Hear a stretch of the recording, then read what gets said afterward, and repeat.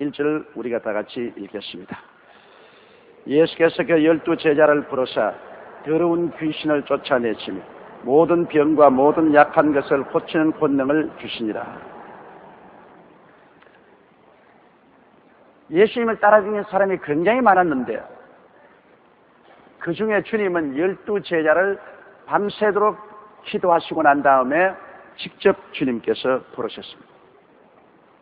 여러분, 오늘 우리가 예수 믿고 구원받은 것도 하나님이 만세전에 그리스도 안에서 우리를 예정하사 하나님의 자녀가 되도록 만들어졌다고 성경은 말씀하고 있는 것입니다. 그럼 우리가 열심히 예수를 믿도록 권면하고 전도하는 것은 하나님의 선택한 백성을 찾으려고 그렇게 하는 것입니다. 무조건 하고 다 구원받은 건 아닙니다, 여러분. 이 세상 사람이 많다고 해서 우리가 전도해서 온 세계 사람을 다 구원하려는 그런 마음은 좋아도 실제로는 그렇지 않습니다. 하나님이 선택한 사람만 구원을 받게 되는 것입니다. 저는 그 일에 대해서 굉장히 반발했어요. 제가 신학교 들어왔을 때하고 처음 목회할 때 하나님이 어떻게 그렇게 편벽할 수가 있느냐. 만민을 다 구원하셔야지. 어떤 사람은 택하고 어떤 사람은 안 택하고 그럴 수가 어디 있냐. 그런 마음에 상당한 반발심이 있었습니다. 그래서 알미니안주의에 따라서 하나님은 만민을 다 구원하시기를 원하시고 회개하시기를 원하신다고 그렇게 믿고서 제가 목회를 했는데 40년의 세월을 지나고 보니까 그렇지 않더라는 것입니다. 왜냐하면 아무리 권면해도 하나님이 택하지 않은 사람은 계란으로 바위 때리기를 아무리 해도 안 되더라는 것입니다. 그러나 상당히 겉으로 보기에는 완악하고 버림받은 사람 같지만은 하나님이 택한 사람은 계속 기도하고 권면하니까 그냥 바위산이 무너지 무너지고 예수를 믿더라는 것입니다. 그런 오랜 세월을 통해서 경험을 해본 결과로 역시 하나님이 만세전에 구원시키기로 예정하시고 택한 사람은 전도하면 회개를 하고 구원을 받고 그렇지 않은 사람은 끝까지 저항하고 반항을 쌓았습니다. 그것도 사실 그렇지 않습니까? 우리가 하늘나라같이 귀하고 귀한 나라를 주는데 또 그 백성들은 예수 그리스도의 신부인데 어느 부모가 자식 장가를 하는데 신부 안 택하는 사람이 어디 있습니까? 너 길거리에 가서 아무나 주워오너라. 그렇게 할 부모는 없는 것입니다. 신부를 구하면은 부모는 상당히 기도를 많이 하고 신중하게 그 아들이 좋은 신부를 구하기를 바라죠. 옛날에야 부모가 정하면 애들이 다 따라와주면 요 사이는 뭐 애들이 다 정해놓고 부모에게 소개시키러 오는 것이니까 그러더라도 말할 것은 말하는 것이 부모 아닙니까? 마음에 든다든지 마음에 들지 않는다든지 그렇게 말할 수 있죠. 하물며 하나님께서 예수 그리스도의 신부요 온 우주를 상속으로 영원히 줄 사람을 주께서 아무나 썰어 모아서 오진 않습니다. 주님이 택하시는 것입니다. 이 우주는 하나님이 당신의 선민을 위해서 만드신 것입니다. 여러분께서 구약을 읽을 때 상당히 충격을 받는 것 있죠. 이스라엘 백성을 애굽에서 이끌어내셔서 가나안 박지로 들어올 때 이스라엘 백성들을 위해서 가나안의 7족을 멸종을 시키는 겁니다. 똑같은 사람인데도 가나안 땅에는 이방인들은 하나님의 선민이 거할 처소에 있으면 거기에 있는 모든 사람들을 다 멸절시키겠습니다. 아주 간담히 선언할 정도입니다. 그 사람들을 그냥 다 죽여요. 실을 말려버려요. 하나님이 이렇게 무자비하게 사람들을 죽일 수가 있느냐 그런 생각을 할 수 있습니다만 그러나 종국적으로 여러분 알아야 될 것은 온 우주와 만물은 하나님의 택한 백성을 위해서 있는 것입니다. 하나님을 택한 백성이 아닌 모든 것은 다 하나님의 택한 백성의 밥입니다. 그걸 알아야 돼요.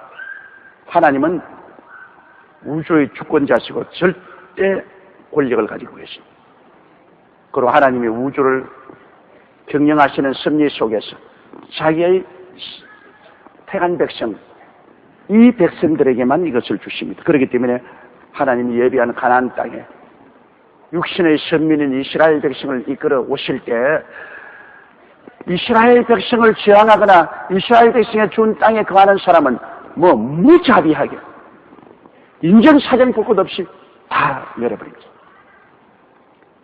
그것은 이방인들은 하나님의 선민의 밥입니다. 어찌할 도리가 없어요. 하나님을 거역하고 믿지 않은 이방인들은 하나님이 택한 백성의 밥이 되는 것입니다. 그러면 오늘 우리 예수 믿고 구원받은 사람은 영적 선민입니다. 하나님께서 영적 선민을 키워가지고서 우주를 주시려고 하는데요. 전 우주와 영원을 상속으로 주시려고 하는데요. 하나님이 이 선민들을 아무렇게나 주워 모으겠습니까?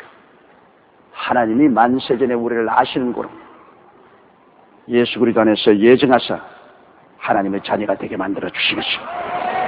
하나님 다 알기 때문에 저건 벌써 사람 안 될 걸 알면 하나님 그거 안 택합니다. 사람 될 것을 아는 사람 하나님 택하시죠. 그래서 우주를 상속으로 매기는 것입니다. 이러므로 온 인류의 역사와 온 우주는 하나님의 택한 백성들을 위해서 있는 것입니다. 그만큼 하나님이 우리를 중하게 내기는 것입니다. 그 아들을 보내어서 십자가에 못 박아 몸짓고 피를 흘려 구원할 정도니까 여러분 하나님이 어마어마한 계획과 노력과 희생입니다. 보통 돈 주고 산 거 아니에요. 우리 주 예수 그리스도 하나님의 아들의 목숨을 주고 산 것이 오늘날 선민들입니다. 여러분 그러므로 오다 가다 죽은 것 아니에요. 하나님 미리 아시는 거로 그리스도 예수 안에서 하나님의 자녀가 되도록 예정하신 것입니다. 그래서 하나님 불러주신 것입니다. 이 얼마나 귀하고 귀한 일입니까? 우리가 그러므로 아무리 이 세상에 감사할 조건이 없다고 할지라도 내가 예수 믿고 구원받은 것 끊임없이 감사해야만 되는 것입니다. 계속 감사해야 돼요. 우리 예수 믿는 사람 우울증에 걸리면 안 돼요. 우울증에 걸리고 세상에 살고 싶은 마음이 없어지고 피곤해지면 안 돼요. 그리고 불평하고 원망하면 안 돼요. 왜? 하나님의 택안 받은 것만으로도 너무너무 기가 막힌데 이 큰 애를 잊고도 우리가 감사하고 기뻐하지 못한다면 하나님의 선택에 대한 욕이 되는 것입니다. 하나님의 선택해 주신 이 크시고 영화로우신 은혜에 대한 감사를 하지 않는다면 하나님에 대한 욕이 되고 맙니다. 이러므로 여러분 우리는 매일같이 매시마다 우리를 그리스도 안에서 예정하사 하나님의 자녀가 되게 하신 우리 아버지 하나님의 그 크신 은혜에 감사와 찬송을 드리고 우리가 열심히 이웃 사람을 권면해서 예수 믿게 하는 것은 그 사람이 택함 받았으면 우리 권면을 받아들일 것이요. 택함을 받지 않았으면 우리가 아무리 권면해도 우리 권면을 안 받아들일 것입니다. 안 받아들이는 것은 그것은 택함을 받지 못하게 되는 것입니다. 우리는 누가 택함을 받았는지 모르기 때문에 우리는 때를 얻든지 못 얻든지 열심히 권면하는 것입니다. 그러나 결과적으로 보면 하나님은 우리 대한민국 사람들은 많이 택하기 때문에 이렇게 많이 부름을 받아 구원받습니다. 우리보다 먼저 복음을 전가한 일본은 그렇게 열심히 다들 전도했지만은 1억 2천만 중에 100만 명도 예수 믿는 사람이 없습니다. 그것은 결국 뭐냐? 하나님이 일본을 택하지 아니했다는 것입니다. 그게 이삭 죽기만 하고 계시지 하나님이 택했으면 그 사람들이 다 깨어져서 죽게 돌아오지 않겠습니까? 하나님이 이 세대를 아직 택하지 않았습니다. 우리 한국은 하나님이 이 나라를 많은 사람을 택했기 때문에 이렇게 단시일에 수많은 사람들이 예수님을 믿고 돌아오게 되었으므로 이로 인하여 우리 아버지께 무궁히 감사를 드려야 될 것입니다. 그러므로 우리가 일반적으로 예수 믿고 구원받는 것도 하나님이 미리 아시는 거로 예정하사 그리스도의 백성이 되게 했는데 하물며 주님의 사도가 되는 사람은 이것은 하늘나라의 12기초식입니다. 12기초식. 구약의 12지파는 구약 육신의 선민의 기초식이고 신약의 12제자는 신약 하늘나라의 12기초식입니다. 그러니까 그 보통 하나님이 아무나 부르겠습니까? 아니죠. 요한이 하늘나라 올라가면 하나님이 보좌 주위에 24 보좌가 있는데 거기에 24장로가 앉았더라. 그것이 바로 구약 12대표, 신약 12대표 합쳐서 24장로인 것입니다. 구약의 하나님의 선민과 신약의 하나님의 선민이 합쳐서 24장로가 되어 하나님 보좌 주위에 앉은 것입니다. 그러므로 하나님께서는 이 사도들은 우리와 같지 않습니다. 특별히 택하신 분입니다. 예수님께서 그 12 제자를 부르사 더러운 귀신을 쫓아냈습니다. 하나님은 마귀와 귀신하고는 철천지 원수니까 이 귀신들은 바로 마귀의 군사로서 이 땅에 있으면서 사람들을 도적질하고 죽이고 멸망시키는 최일선에 선 일을 합니다.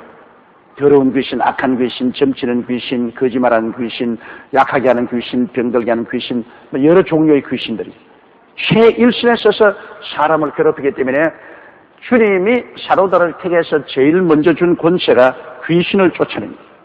더러운 귀신을 쫓아내며 그다음 모든 병과 모든 약한 것을 고치는 권능을 주십니다.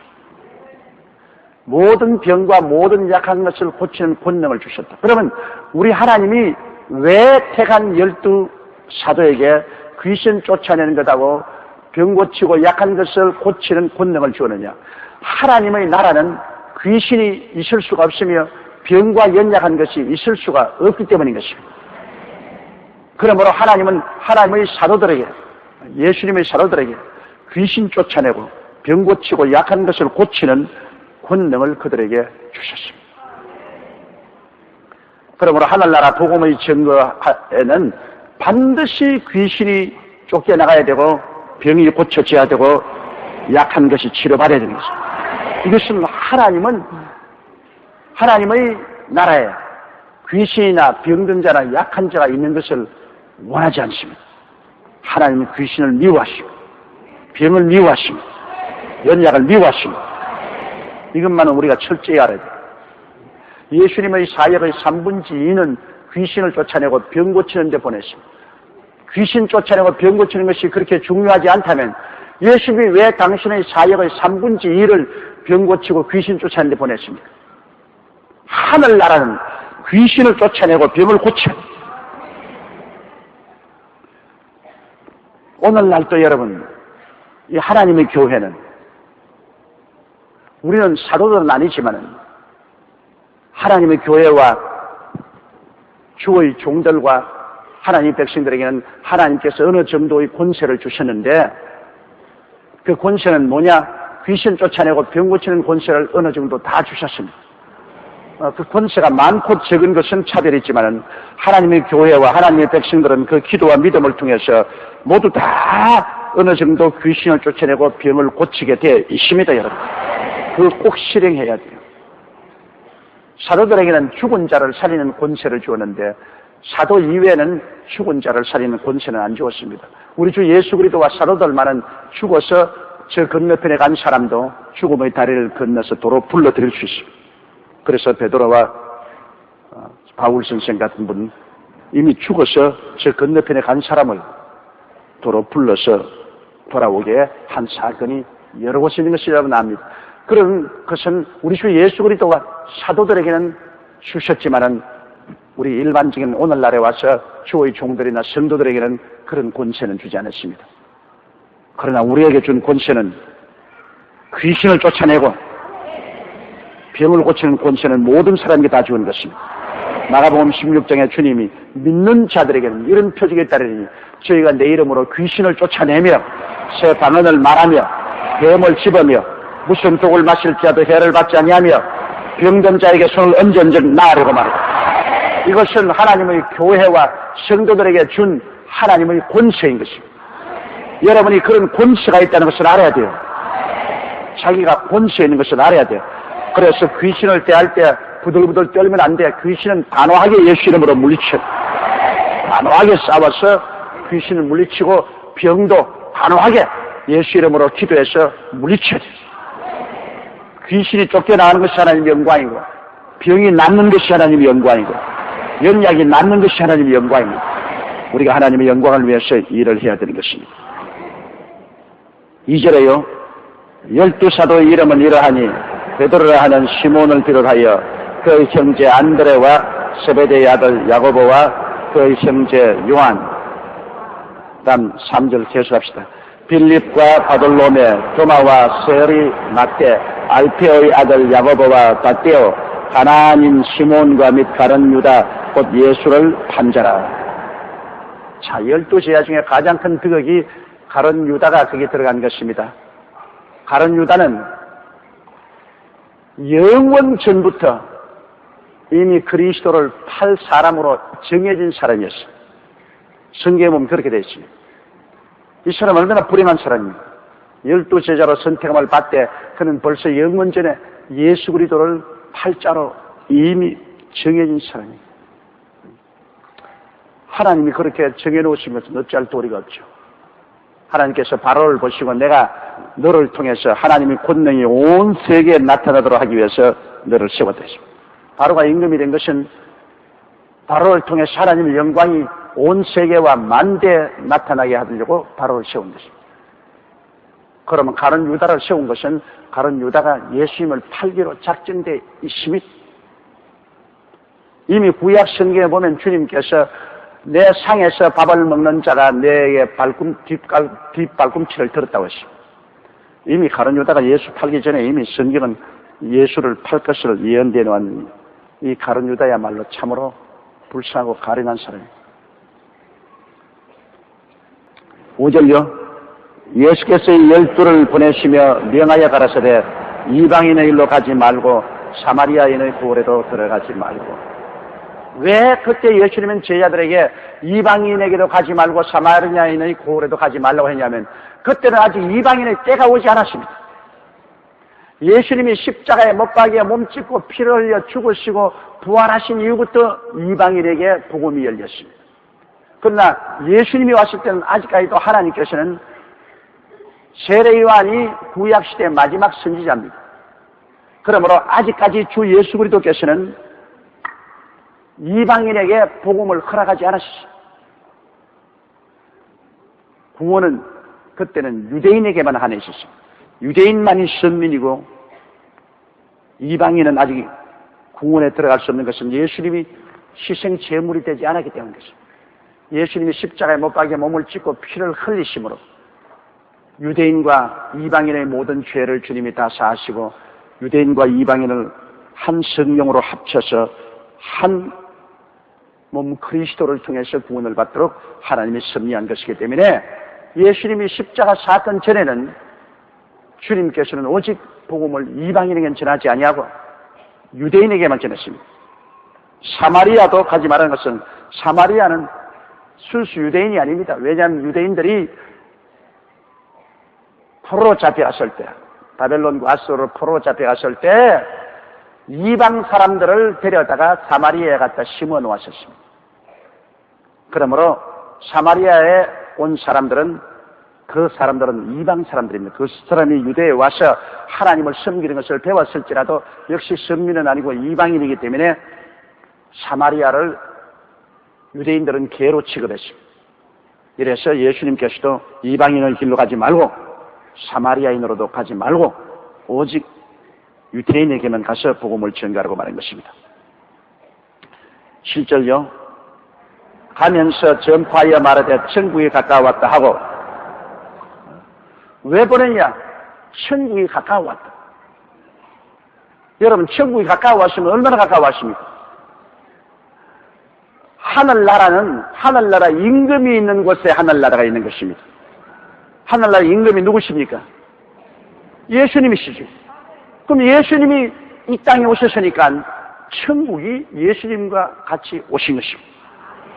예수님이 오신 것이 천국이요. 예수님 안 계시면 천국이 안 되는 것입니다. 임금이 계시고 그 임금이 다스리시고 경영하시면 그것이 하늘나라인 것입니다. 그러므로 예수님께서 유대 땅에 오셨으니까 유대 땅에 하늘나라가 임한 것입니다. 하늘나라 임금이 오셨으니까. 또 하늘나라 임금이 계시니까 하늘나라 역사가 일어납니다. 예수님 가는 곳마다 죄인의 죄가 용서받고 귀신이 쫓겨나고 병이 낫고 죽은 자가 살아나고 배고픈 자가 먹고 그러고 평안과 기쁨이 넘치는 하늘나라의 역사가 일어나 하늘나라가 다스리고 하늘나라가 경영을 하기 시작하는 것입니다. 여러분, 오늘날 예수님이 십자가에 죽고 부활하시고 난 다음부터는 하늘나라가 우리 속에 들어온 것은, 왜냐하면 우리가 예수님을 우리 마음에 모셔드리기 때문에 임금이 우리 속에 와서 우리를 다스리고 우리 인생을 경영하면 우리 속에 하늘나라가 들어와 계신 것입니다. 나라는 임금이 들어와서 주장하고 경영을 하면 나라가 되는 거예요. 그러므로 여러분과 나라는 다 미니 천국이에요. 우리 속에 임금인 예수님이 들어와 있고 우리가 예수님을 믿고 순종해서 예수님이 우리를 다스리고 우리를 경영하시면 우리 자체가 하늘나라인 것입니다. 하늘나라. 이러므로 여기에 모두 다 하늘나라가 모였어요. 하늘나라. 그 교회는 하늘나라예요. 교회는 왜냐하면 우리 주님이 교회를 다스립니다. 교회는 절대로 민주주의가 아닙니다.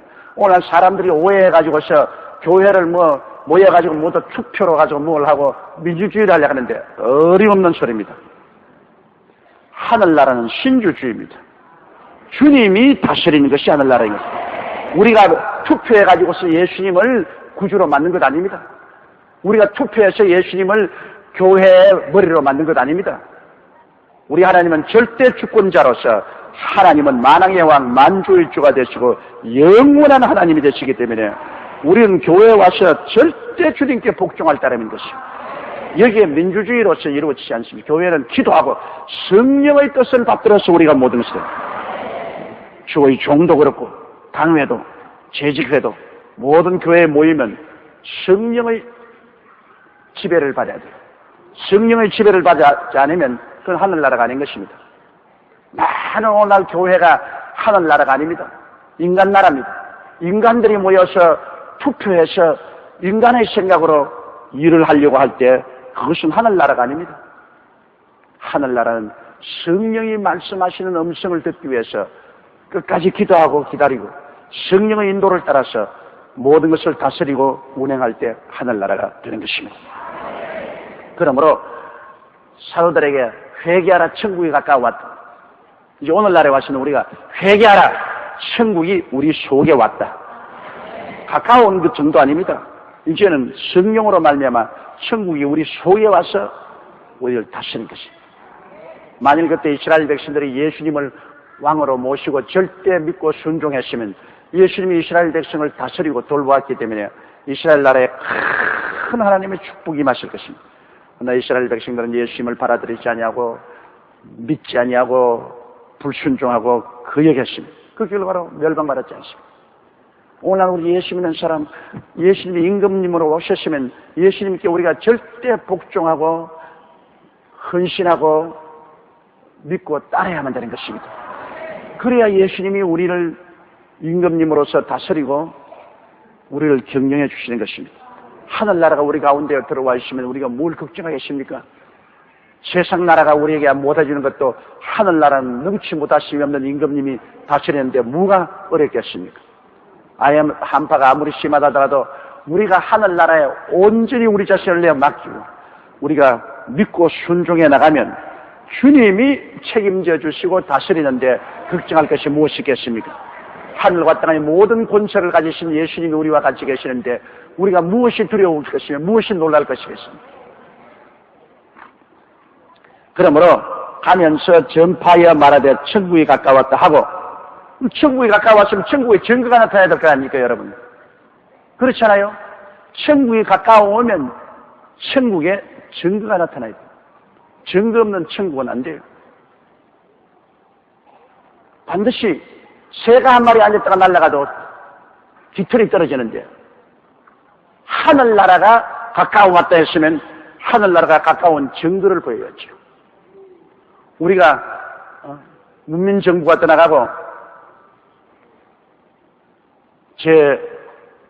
제6공화국인 우리 김대중 대통령이 정부에 들어오면 들어온 증거로서 개혁과 여러 가지 개방 조치가 이루어지는 것입니다.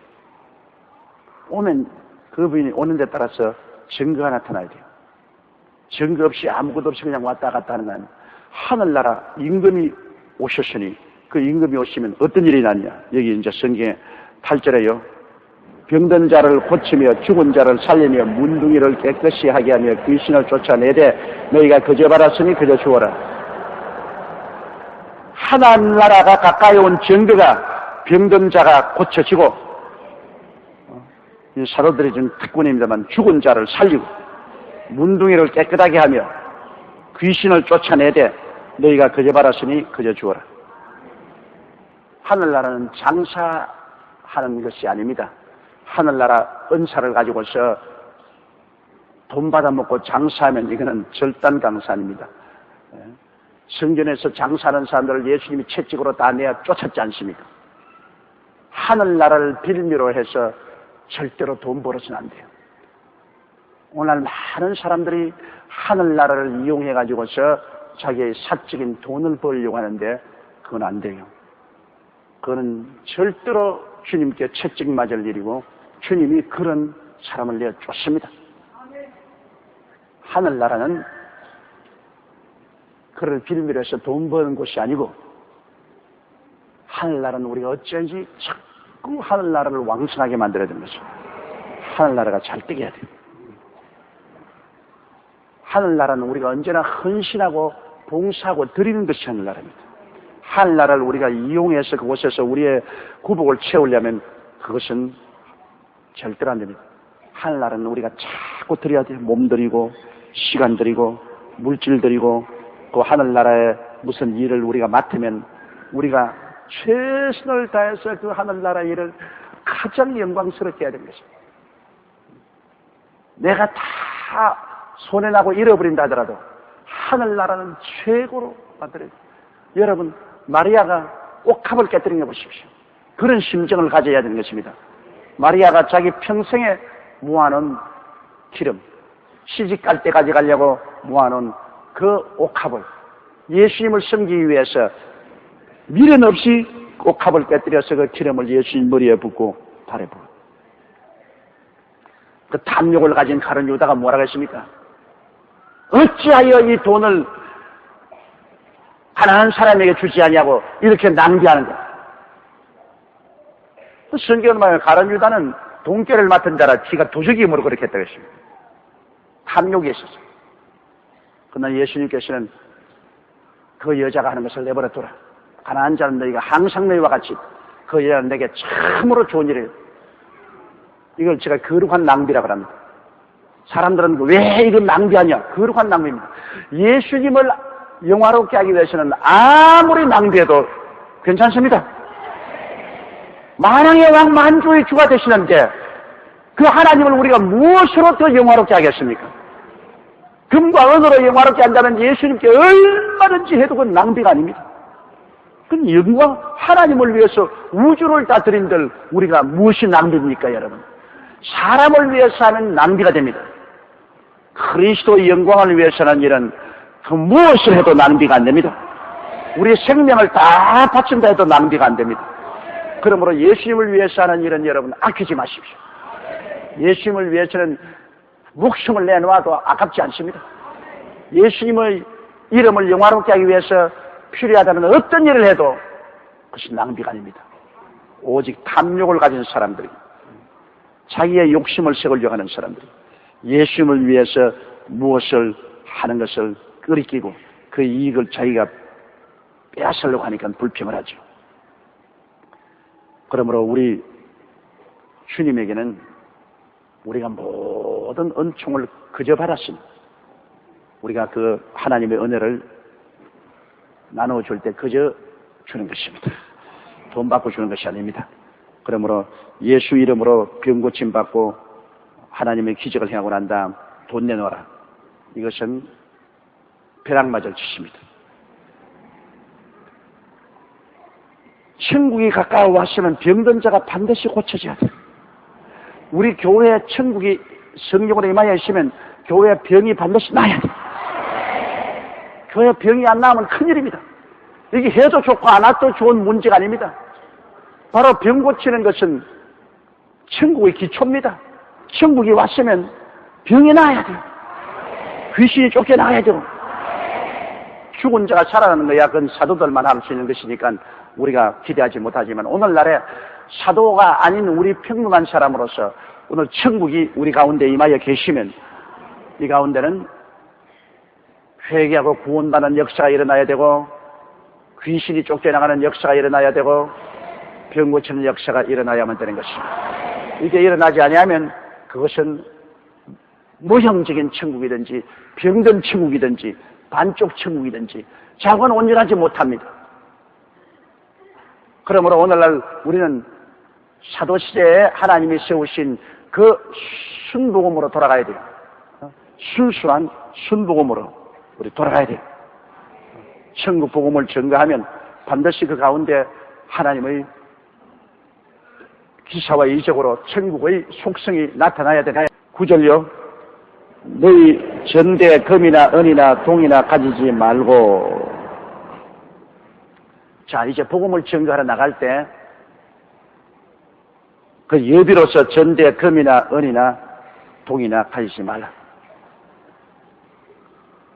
복음을 전가하러 나가면 그 하나님이 불러서 내보낸 것이기 때문에 하나님이 주인 아닙니까? 예비는 주인이 주겠다는 것입니다. 주님 명령에 따라서 나가서 복음을 전가하면 주님께서 주인 되신 주님께서 그 예비를 되어줄 테니까 그러므로 전적으로 하나님께 의지하고 나가지 미리 사람이 준비해 가지고서 예비를 나르면서 나가지 마라. 그렇게 말했습니다. 이것은 주님께서 주의 종들에게 명령하는 것입니다. 뭐 우리 일반 사람들 보고서 너희 아무것도 준비하지 말고 직장도 가야지 말고 일도 하지 말고 집에 가만히 입만 딱 벌리고 있어라. 그렇게 말하는 건 아닙니다. 주의 종들에게 사도들과 주의 종들이 하나님 사업을 할 때 주의 종들이 하나님 사업을 하는데 모든 인간적인 노력과 수단으로 준비해서 안 나가고 하나님만 의지하면 하나님이 돌봐 주시겠다는 것입니다. 주의 사업을 할 때. 물론 우리가 이 세상에 내 사업을 할 때는 내가 모든 것을 예비해야죠. 봄, 여름, 가을, 겨울을 위해서 예비해야 되고 자녀들을 위해서도 예비해야 되고 예비해야 됩니다. 성경에도 자녀가 부모를 위해서 예비하는 것이나 부모가 자녀를 위해서 예비한다고 말했습니다. 또 하나님은 야외 이르시라. 하나님은 예비하는 하나님이죠. 모든 걸 예비할 줄 알아야 돼요. 그래서 성경에 계미에서 배우라 하지 않습니까? 계미는 예비하는 겁니다. 열심히 여름에 일해서 겨울 동안 먹을 것을 예비하지 않습니까? 우리가 인생을 살면서 다 하나님을 믿고 의지하고 축복받아서 예비하면서 살아야 되는데 복음을 전가하러 갈 동안에는 하나님의 말씀을 전가하러 사명을 가지고 갈 때는 온전히 주님만 의지하고 나가라고 말씀합니다. 주님이 돌보아 주시겠다는 것입니다. 10절요. 예언을 위하여 주머니나 두벌 옷이나 신이나 지팡이를 가지지 말라. 이는 일꾼이 저 먹을 것 받는 것이 마땅함이니라. 일꾼을 고용했으면 일꾼에게 먹을 것을 주고 입을 것을 주지 않습니까? 주인이 그 책임이거든요. 먹을 것과 입을 것과 있을 곳을 주는 것은 주인 책임입니다. 그러면 하나님이 우리 주인인데 하나님이 복음 전가하는 사람을 내보낼 때는 우리 하나님이 책임진다는 것입니다.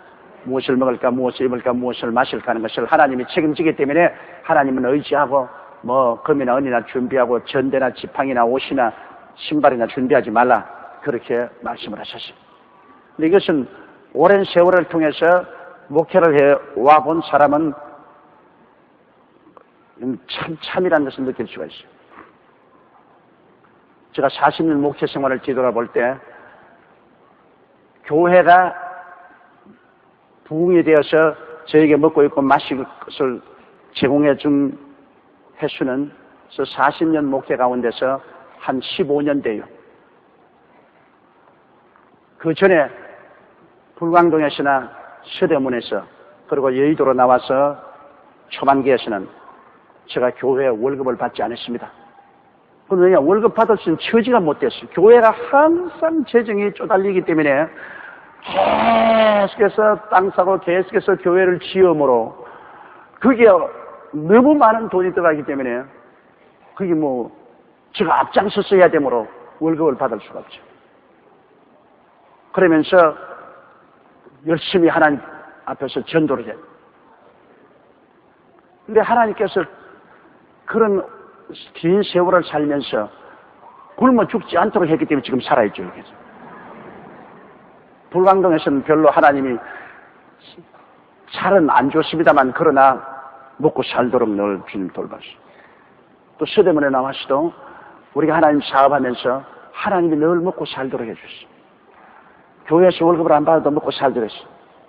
그때는 희한하게 그 하나님이 지혜를 주셔서 최하철 목사님하고 저하고 열심히 신방을 하니까 집안 사정을 많이 압니다. 이 집은 어떻고 저 집은 어떻고 이 집은 팔집이고 지금 안 팔집이고 그리고 복덕방을 했다. 복덕방. 자연적이니까 그리고 그때는 피아노를 외국에서 수입해서 팔고 사기 하기 때문에 우리 한국에서 피아노를 못 만들었어요. 그러므로 피아노 사고 팔고 하고 그다음부터 전화가 그때는 아주 귀했습니다. 전화도 팔고 사고. 그래서 신방댕기면서 우연히 하나님이 그 길을 열어주어서 전화도 팔고 사고 피아노도 팔고 사고 집도 소개해주고 그래가지고서 먹고 살았다. 하나님이 다 그렇게 특별히 그 일로 돌아다니지 않고 복음 증가로 돌아다니다니까 자연히 그런 길을 하나님이 열어주시다. 그래서 그런 기적을 많이 체험했어요. 제가 외국에 옛날에 부흥에 많이 다닐 때 진짜로 이 성경처럼 한국에 그때는 너무나 가난하고 외국에 나갈 때 돈 $200밖에 못 가지고 나왔습니다. $200 가지고서 2달씩 어떻게 그 비싼 돈을 지불하고 미국이나 구라파에서 복음을 전가합니까? $200 가지고 어림도 없습니다. 그런데도 불구하고 그 $200 가지고 가서 복음을 전가할 때 하나님께서 참 희한하게 이끌어 주어서 밥을 얻어먹게 만들어 주시더라. 복음을 전가하면서 역사지 모르는 땅 아닙니까? 한국 같으면 어디 가서 동양도 하지만은 그이나 미국이나 고라파나 저런 데 가면 누가 일가친치겠습니까? 아무도 모르지 않습니까? 그래도 그곳에서 그리스도의 복음을 전가하니까 와서 밥 먹으라는 사람도 있고 그리고 옷가지도 주는 사람들도 있고 신발도 주는 사람이 있고 그래서 온 구라파나 미국에 다니면서 복음을 전할 수 있습니다. 물론 그와 함께 고통도 많이 따랐지만 그러나 하나님이 절대로 빈손 들고 굶주려서 주지 않도록 만들지는 않은 것을 저는 체험을 했습니다. 일꾼이 저 먹을 것을 받는 것이 마땅하다. 하나님 사업을 하면 하나님 먹여주십니다.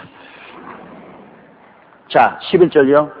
아무 성이나 촌에 들어가든지 그 중에 합당한 자를 찾아내어 너희 떠나기까지 거기서 머물라. 주의 복음을 전하러 가면은 어느 집에 들어가든지 그 집에서 있다가 끝까지 그 집에 있다가 나오라. 요 사이는 복음 전하러 가면 다 여관에 아니면 호텔에 들어가지만 우리 한국에서도 처음에 제가 여기 한국에 부흥사로 나다닐 때는 그때는 여관이나 호텔에 들어가는 것은 꿈에도 꾸지 못합니다. 언제니 가면은 권사님 댁이나 집사님 댁이나 장로님 댁에 가시는데 정말 참 복음 전하러서 한 주일 동안 장로님이나 권사님이나 집사님 댁에 가 있으면 굉장히 불편합니다. 장로님 부부만 살면 그건 편안한데 댁에 가면 거기에 아들이 있지요, 며느리 있지요, 그 다음에 애들 있지요. 제일 불편한 게 뭐냐? 화장실 가는 것이 제일 불편합니다. 이 목사가 체면이 있기 때문에 점잖하게 화장실 가야 되잖아요. 화장실 가더라도 점잖이 가고 이랬는데 아이고 화장실에 가야 되는데 그 집 며느리가 와서 문 두드리지 않냐, 애들이 와서 문 두드리지 않냐. 정말로 그것이 제일 곤란합니다. 이러므로 그 부흥사로서 가 있을 동안에 제일 어려운 것이 화장실 사용하는 것이 제일 어렵습니다. 그 세수하고 목욕하는 것 힘들고 땀이 완전히 나가면 땀 투성인데 목욕할 때가 있어야죠. 그러면 뒷뜰에 가서 목욕을 해야 되는데 야 이거 뒷뜰에 가서 물 덮으시다 누가 오면 어떻게 합니까? 그래가 막 뒷뜰에 가서 막 불이 나게 물 덮어 쓰고 막 뛰어 들어오고 그런 것이 부흥에 다닐 때 불편합니다. 그래도 성경에는 한 번 들어가면 그 집에 있지 다른 집에서 더 대접 잘한다고 다른 집으로 옮기지 말라고 그랬습니다. 내가 미국에 버터필드 목사님이라고 하늘나라 가신 노스웨스트 대학 총장의 이야기를 들어보았는데 그분이 부흥회를 한 곳에 갔는데 한 집에 들어가서 근데 굉장히 불편하더랍니다. 그런데 다른 옆에 성도가 우리 집으로 오시라고, 우리 집은 집도 넓고 숙소도 넓으니까 우리 집으로 오라고 하는데 그 집에 가려고 생각을 하다가 성경을 펼치니까 네가 어느 집에 들어가든지 그 집에서 머물고 떠날 때까지 이 집으로 집에 옮기지 마라 그러더랍니다. 그래서 그냥 그 집에 옮기고 싶은 게 꿀떡 같은데도 성경이 그렇기 때문에 하나님 말씀이 옳다고 그냥 그 집에 있었는데 며칠이 지나고 난 다음에 그 집에 금구가 치더랍니다. 관계 당국이 와서 줄을 치더랍니다. 그러니까 그 집에 장질 불사가 발생했어요. 그래서 이 보건 당국에 와서 그 집에 줄을 쳤는데 만일 그 집에 들어갔더라면 몇 달 동안 집에서 못 나올 뻔다 했어요. 그래서 그 어른이 내게 그 이야기했다. 내가 가고 싶은 생각이 여기까지 올라왔는데 성경 말씀에 이리저리 옮기지 말라고 해서 안 옮겼더니 그 집에 옮겼으면 그 집에 장질 부사가 나을 때까지 나는 병 안 들어도 몇 달 동안 집 밖에 못 나오고 같이 있으면 다 했는데 참으로 하나님 말씀이 가장 위대한 하나님의 지혜더라. 그 말씀을 하는 것을 제가 듣고 마음에 감동을 느꼈습니다. 그러므로 복음 전가하러 가는 사람은 이 집에서 저 집으로 옮기지 말고 한 집에 들어가면 12절에요. 또 그 집에 들어가면서 평안하기를 빌라. 여러분 주의 종은 하나님의 사자이기 때문에 하나님은 언제나 하나님의 사자를 통해서 축복을 하시는 것입니다. 그냥 하나님이 홍해수를 가를 수도 있는데 모세를 보고 꼭 지팡이를 내밀어 했습니다. 모세가 지팡이를 내미니까 홍해수가 갈라졌잖아요. 하나님이 아말렉을 쳐서 물리칠 수도 있는데도 불구하고 모세가 기도하니 하나님이 아말렉을 쳐서 물리쳤습니다. 하나님은 주의 종의 입술을 통해서 축복을 하시고 주의 종이 일어서고 앉는 것을 통해서 축복을 하십니다. 하나님 눈에 안 보이잖아요. 눈에 보이는 주의 종을 통해서 눈에 보이는 세계하고 접촉을 하는 것입니다. 하나님이 접촉하는 도구가 바로 주의 종입니다. 주의 종이 그 사람이 위대하고 훌륭하신 것이 아니라 하나님이 택해서 당신의 접촉점을 삼으시는 것입니다. 아무리 이게 전기가 많이 와도 여기 전기가 접촉점이 있어야 팍 하면서 접촉이 되지 않습니까? 하나님의 능력은 주의 종에게 임하여 있어서 주의 종이 그 접촉점이 되는 것입니다. 그렇기 때문에 사람들은 주의 종 지나내나 아직 그렇지 않습니다. 지나내나가 아닌 게 한 사람은 하나님이 서겠다고 접촉점으로 택한 사람이고 한 사람은 안 택한 사람입니다. 주의 종으로. 지나내나 아닙니다. 여러분. 내가 주의 종이라고 해서 내 지위를 높이려고 그렇게 한 말은 아닙니다. 주의 종이란 자원한다고 주의 종이 되는 것은 아니에요. 하나님이 택해서 된 거예요. 모세의 손에 던진 막대기, 그거 마른 막대기지만은 그 막대기를 통해서 큰 기적과 역사가 일어납니다. 아무 막대기나 자원한다고 해서 모세의 손에 들려지지 않습니다. 하나님이 들려주신 막대기, 그가 바로 하나님의 권능이 나타나는 접촉점이 되는 것입니다. 주의 종이란 바로 하나님의 손에 들린 마른 막대기입니다. 하나님이 원해서 그 막대기 택했어요. 그러므로 설교를 좀 못하더라도, 좀 밑광스럽더라도 하나님이 종으로 사용하는 이상 그는 존경을 받아야 됩니다. 나는 이 40일 목회하면서 참으로 저에게 무리하게 대하고 저항하는 사람들도 많이 있었습니다. 저를 보고 니나 내나 네가 목사라고 해서 별 가치 있는 줄 아냐. 나도 하나님 믿는 사람이다. 이렇게 해서 온갖 모욕도 당하고 고통도 당한 일이 많이 있었는데 내가 지나오면서 보니까 그 사람들의 결과가 좋지를 않아요. 그 결과에 다 시들어지고 말아요. 그건 내가 잘나서 그런 거 아닙니다. 내가 주의 사업을 하는 동안에는 하나님의 손에 든 막대기이기 때문에 나를 치면 하나님을 치는 것입니다. 별 도리 없이 그렇게 돼요. 그러므로 성경에는 나의 기름 부은 자에게 손대지 마라 그랬습니다. 이러므로 우리 아버님, 어머님이 옛날에 부산에서 다른 교회 다닐 때 교회 분쟁이 생겼어요. 그래서 막 강당에 올라가서 목사님 멱살을 잡고 끌어내려오고 그러는데 그 목사가 또 별 볼 일 없는 목사였으면 내가 볼지라도 그런데 집사님들 올라가서 목사를 잡고 내려오는데 내가 아버님 보고 아버지는 절대 가담하지 마세요. 그게 잘났든 못났든 하나님이 쓰는 지팡이인데 그 지팡이를 때리려면 하나님 팔을 때려야 됩니다. 하나님 팔을 안 때리고는 지팡이를 때릴 수 없는데 하나님 팔을 때리고 살아남을 사람 없습니다. 아버지는 그 교회를 떠나십시오. 절대로 주의 종하고 다투지 말고 떠나십시오. 우리 아버님이 우리 하나님의 성령의 교회에 다니다가 말고 초랑교회로 떠났다고. 그런데 우리 아버님은 지금까지 건강하고 살아계시고 그때 그 올라가서 멱살 잡아 당기고 밀고 하는 사람 다 죽었어요. 지금 다 죽었어요. 그러니까 그 주의 종이 위대해서 그런 것이 아니라 그 주의 종을 사용하는 하나님의 팔이 위대하기 때문에 하나님의 팔을 때리면 안 됩니다. 그러면 반드시 그는 보응을 받게 돼요. 주의 종이 집에 들어와서 평안을 빌면 그 가정에 평안이 와요. 그 사람이 별 볼 일 없는 사람이 지가 뭐 큰 소리하고 평안을 빌. 그 사람이 중요한 게 아니라 그 사람을 통해서 하나님이 평안을 주기를 원하시기 때문에 주의 종이 와서 집에 와서 예배 받드리고 평안을 빌면 집에 평안이 와요. 사업장에 와서 축복 기도를 해드리고 평안을 빌면 사업장에 이상하게 평안이 다가오고 좋은 일이 생겨요. 이 세상에 하나님은 눈에 안 보이지 않습니다. 그러나 주의 종은 하나님의 대변자로서 눈에 보이지 않습니다. 그러나 주의 종이 가는 곳에는 하나님이 함께 가시기 때문에 그곳에서 주의 종이 앉아서 예배를 드리고 평안을 빌면 그 평안이 하나님이 그 주의 종을 통해서 임하게 하는 것입니다. 물론 주의 종이 못되게 굴면 하나님이 그 종을 버리죠.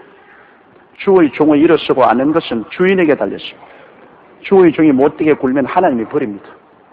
그 하나님이 심히 다룹니다. 주의 종들 하나님이 굉장히 심히 다루어요. 하나님을 대변하는 일이기 때문에 잘못하면 정말로 하나님 명예가 달려있기 때문에 하나님 심히 다룹니다. 모세가 머리바에서 성냈다고 하나님이 모세 같은 위대한 종도 가나안 땅에 못 들어가게 했습니다. 느부산에서 죽게 만들었습니다. 이와 같이 제가 40년 목회를 해보니까요. 제가 하나님의 영광을 잘못 나타낼 때 하나님이 심히 다룹니다. 하나님이 굉장히 꾸짖으시고 하나님이 채찍을 때리십니다. 그러므로 아주 무서운 일입니다. 주의 종이 하나님을 잘못 대변하고 잘못하면 버림받죠. 그건 하나님이 하시는 일입니다.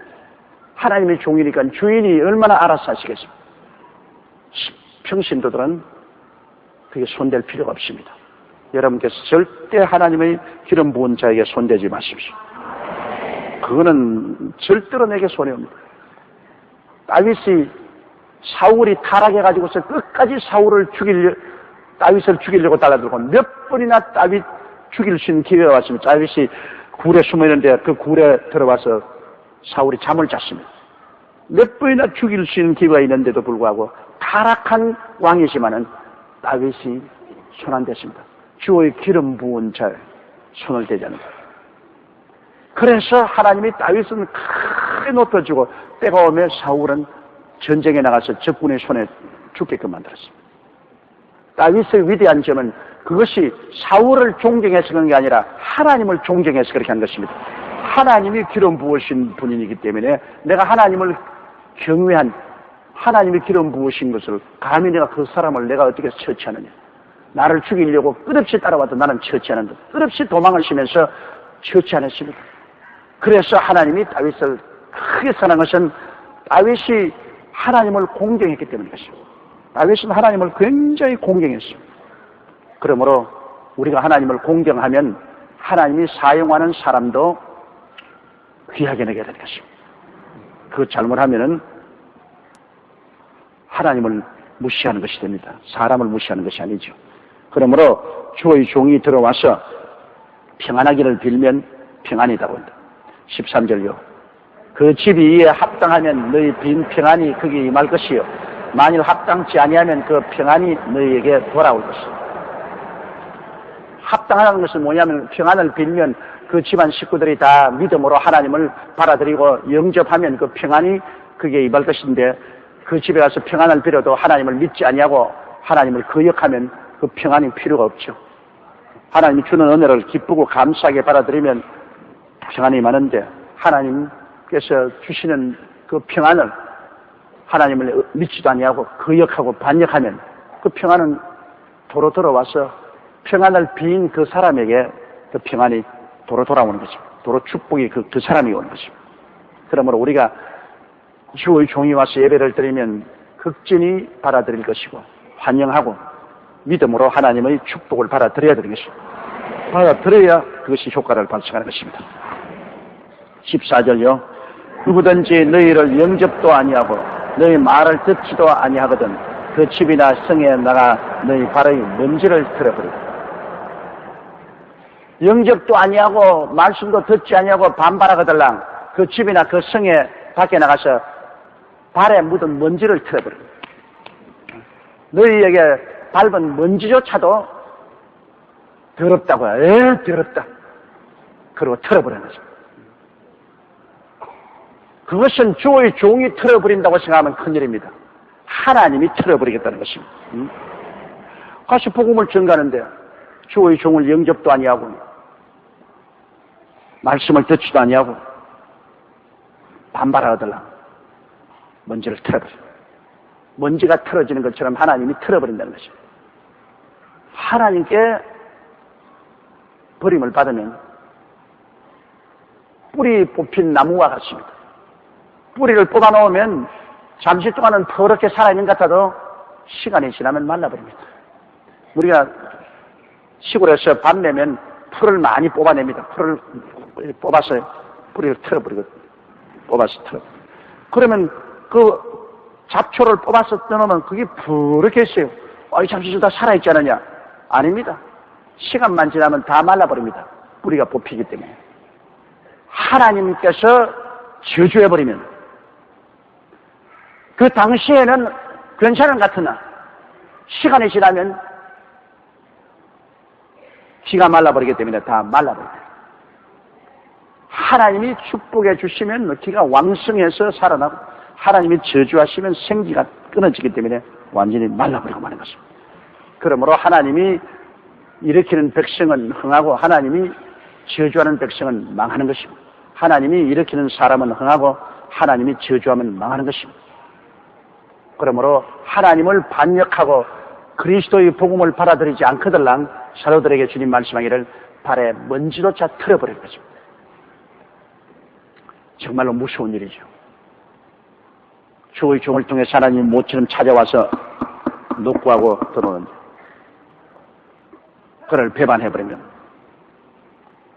그 다음에 희망은 끊어지죠.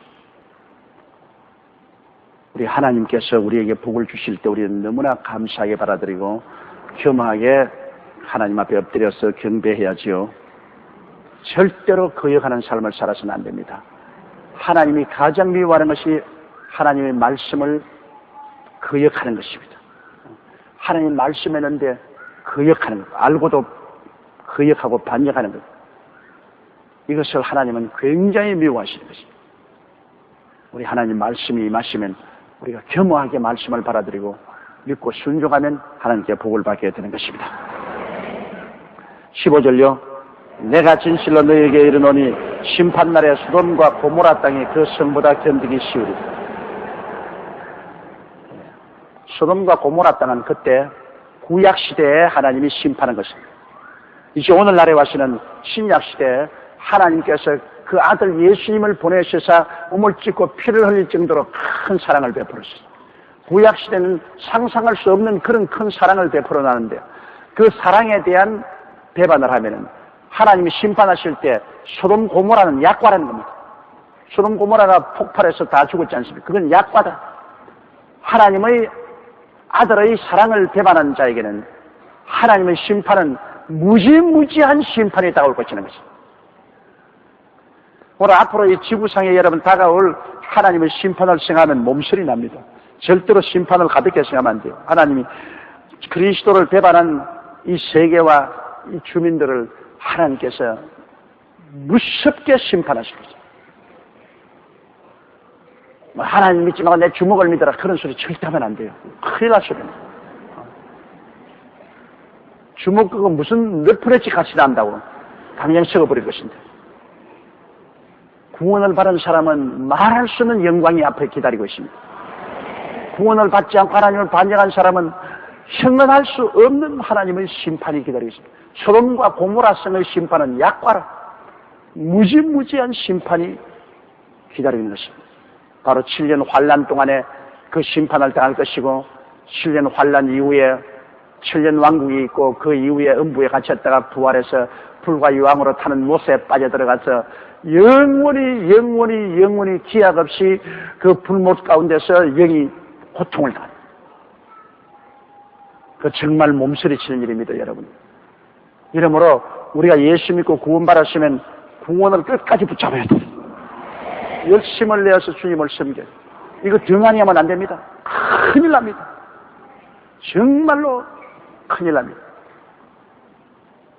짐승은 죽어버리면 그뿐이지만 사람은 육신의 장막지 벗어버린다고 해서 없어지지 않습니다. 하나님의 형상과 모양대로 지은 바는 영혼이기 때문에 여러분 영체가 육체를 입고 지금 살고 있습니다. 장갑 보십시오. 장갑 끼고 있다가 싹 뽑으면 5손가락 그대로 남아있잖아요. 그래도 그 장갑은 깍두기고 알맹이는 빠져나왔습니다. 지금 손이 장갑 끼듯이 여러분의 영체가 우리 육체를 장갑 끼듯이 끼고 살고 있는 것입니다. 우리 이대로 끼고 살고 있어요. 쏙 꼬아버리면 쏙 뽑혀나가는 겁니다. 장갑처럼. 영체가 참이요. 육체는 영체가 입고 있는 현상입니다. 그런데 그 영체가 영원한 불과 유황으로 타는 못에 들어가서 소금치듯 하는 고통을 당할 것이라 했는데 그걸 어떻게 감당하렵니까? 정말로 쉬운 일이 아닙니다. 차라리 안 태어났으면 좋지요. 사람으로 태어난 이상은 별도리 없이 예수 믿어야 됩니다. 믿고 구원을 바라야 돼요. 이게 얼마나 큰 축복이고 얼마나 큰 영광인지 말할 다 할 수 없는 것입니다. 16절요. 보라 내가 너희를 보냄이 양을 이리 가운데 보냄과 같도다. 그러므로 너희는 뱀같이 지혜롭고 비둘기같이 순결하라. 예수 믿는 사도들을 세상에 내보내서 복음을 전가라 보낼 때 예수님이 양을 이리 가운데 보낸 것 같아요. 양은 여러분 스스로를 보호할 수 있는 그게 없습니다. 양은 발톱도 없고 사나운 이빨도 없고 무시무시한 뿔도 없습니다. 그러므로 양이라는 것은 정말 주인이 안 돌봐주면은 절대로 스스로 살아나지 못해요. 그렇기 때문에 양은 반드시 목자가 있죠. 사자나 곰이나 유리는 목자가 없습니다. 그거는 사나운 발톱과 이빨과 사나운 힘이 있기 때문에 자기가 자기를 돌보시면은 양은 그저 사자가 물건 물려가고 곰이 찢으면 찢기고 유리가 물면 물리고 그뿐입니다. 자기 스스로를 방어할 힘이 없습니다. 그렇기 때문에 양은 반드시 목자가 있어서 목자가 창금을 가진지 요새는 총을 가지고 그냥 몸 쏘아버립니다. 가장 편안하고 안전하게 사는 것이 양입니다. 양은 언제나 편안한 들에서 풀을 뜯어먹고 살고 우리 속에 보호를 받죠. 그러나 싸나운 짐승일수록 싸나운 곳에 삽니다. 사자나 일이나 곰이나 싸나울수록 저 높은 산 절벽 뒤에 저 장거리에 싸나운 곳에 삽니다.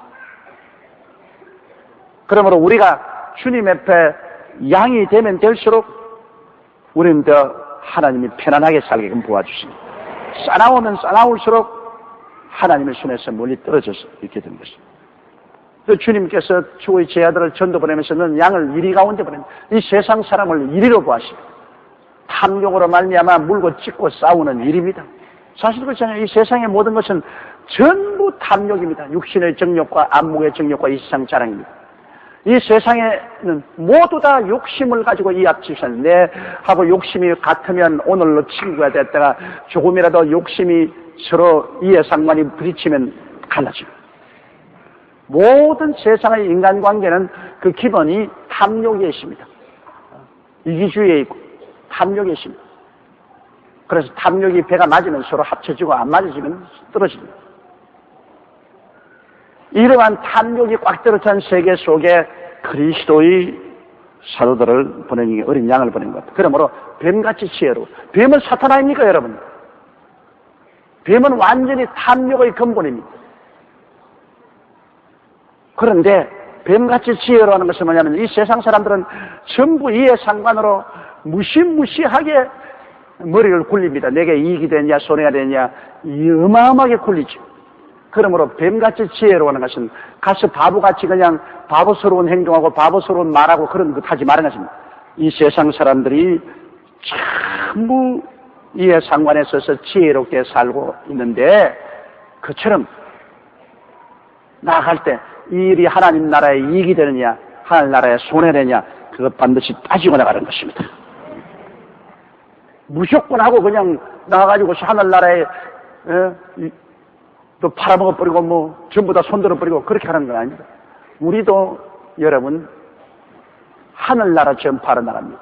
하늘나라에 유익되는 일을 위해서는 우리가 전력을 기울이고 하늘나라에 손해되는 일은 우리가 전력을 기울여서 피해야만 되는 것입니다.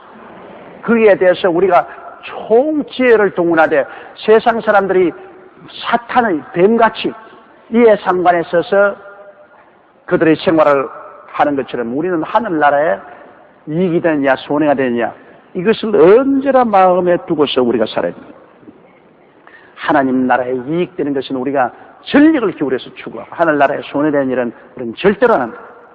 절대로 하나님 손해되는 것은 우리가 피해야 됩니다. 여기에서 세상 사람들이 이해관계로 지혜롭게 사는 것처럼 우리는 하늘나라의 이해관계를 가지고 지혜롭게 살아야 됩니다. 바보같이 하지 마. 그러므로 우리가 집에서 가정생활에도 예수 믿는 사람 뱀같이 지혜롭게 해야 돼요. 남편이 절대로 11조 들으지 마라 그러는데 11조 들은 통장 가지고 나 11조 들어요. 이런 바보가 어디 있어요. 뱀같이 지혜롭게 싹 감추어야지.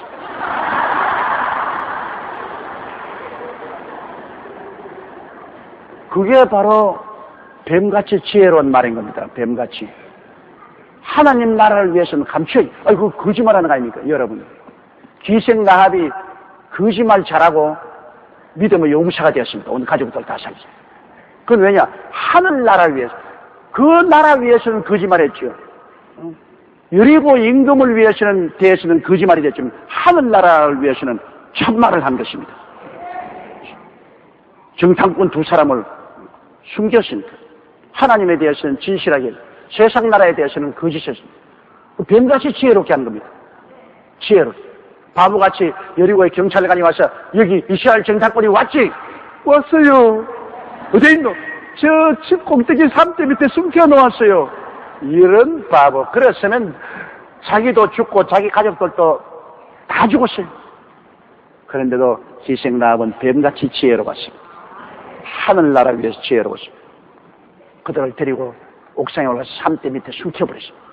그리고 여리고 경찰이 와서 여기 왔지? 오기는 왔습니다. 어디 갔냐?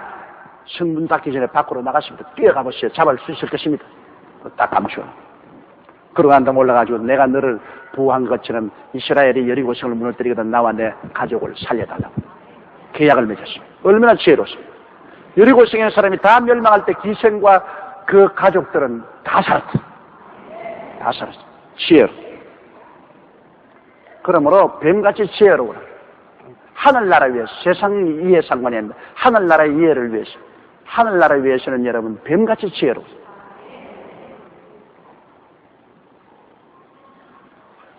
예수 믿는 사람이 그러므로 지혜롭게 말하던데 우리 성도들이 지혜롭게 말 못해가지고서 제가 실형을 당할 때가 굉장히 많아요.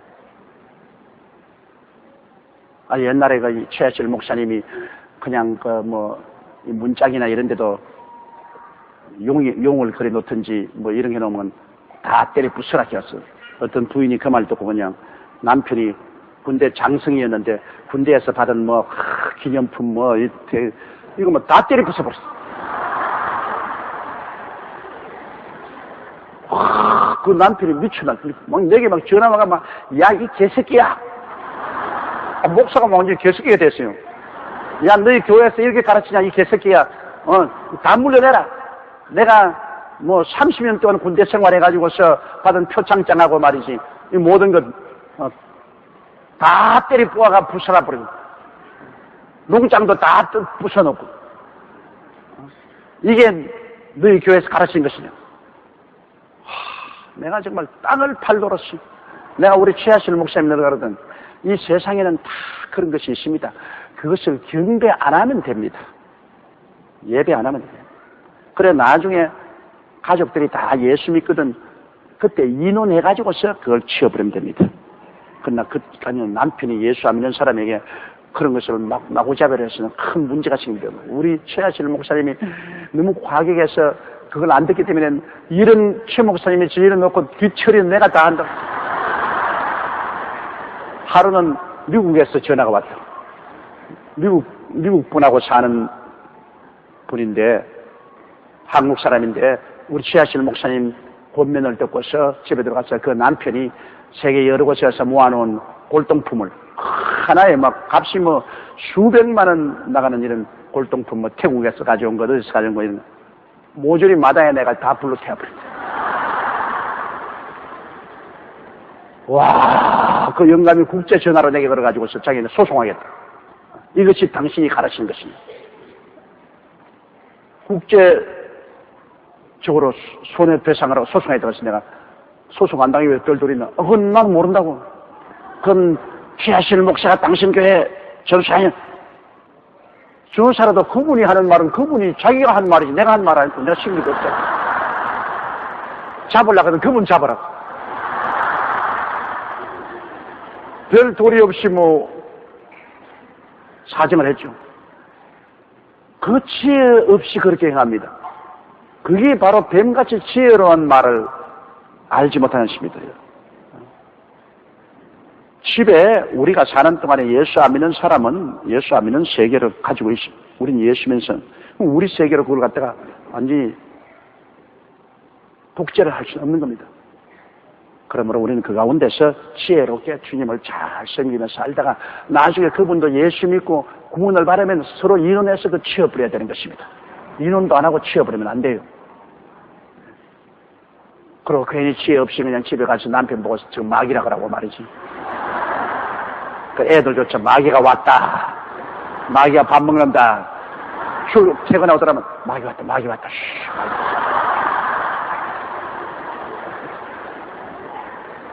아, 그래 놓으니까 나중에 또 그 사람이 또 그거 알고 난 다음 또 내게 전화해가지고서 내가 마귀야! 참으로 과거에 그런 고생 많이 했습니다. 그래서 밤에 전화만 오면 강이 腾腾안 한다고. 또 무슨 호령이 날라오냐, 요사이는 우리 비서실에서 다 맡아서 하니까 내가 이제 전화를 별로 안 받죠. 비서실에서 아마 곤란한 전화 많이 올 거예요. 나는 요새 전화를 안 받으니까 내가 이제 그런 곤란한 점 별로 안 당하죠. 지혜롭게 해야 돼. 지혜롭게. 뱀같이 지혜로워라.